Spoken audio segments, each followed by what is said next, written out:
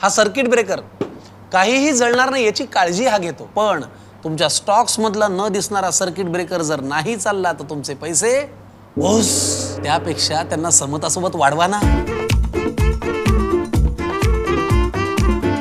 समता पतसंस्था, टेन्शन नाही, रिटर्न्स निवडा.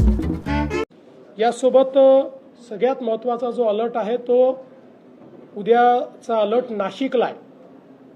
एक अतिशय मोठा लो प्रेशर बेल्ट हा नाशिकमध्ये त्या ठिकाणी तयार होतोय. मेजर डिप्रेशन ज्याला म्हणतात ते तयार होत आहे. या मेजर डिप्रेशनमुळे जो काही नाशिक आणि त्र्यंबकेश्वरचा मधला भाग आहे या भागामध्ये ढगफुटी उद्या संभावित आहे किंवा त्या प्रकारचे निर्देश आपल्याला प्राप्त झालेले आहेत.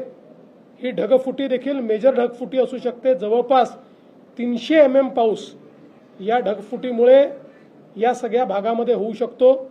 नाशिकच्या बऱ्याच मोठ्या भागामध्ये तो होऊ शकतो.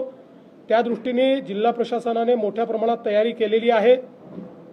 शाळांना सुट्टी देणं असेल किंवा जिथे पाणी साचू शकतं अशा भागात काम करणं असेल, नाशिक शहर असेल किंवा नाशिक जिल्हा असेल, जो ग्रामीणचा भाग आहे तो भाग असेल, या ठिकाणी वेगवेगळ्या प्रकारे अशा प्रकारच्या क्लाउड ब्रस्टमुळे जी परिस्थिती येऊ शकते त्याचं अँटिसिपेशन करून बऱ्याचशा उपाययोजना त्या ठिकाणी करण्यात आलेल्या आहेत. पण याच्यावर अतिशय करडी नजर ही आपल्याला ठेवावी लागेल, कारण हा एक मेजर इन्सिडन्स जो आहे तो या ठिकाणी आपल्याला संभावित आहे.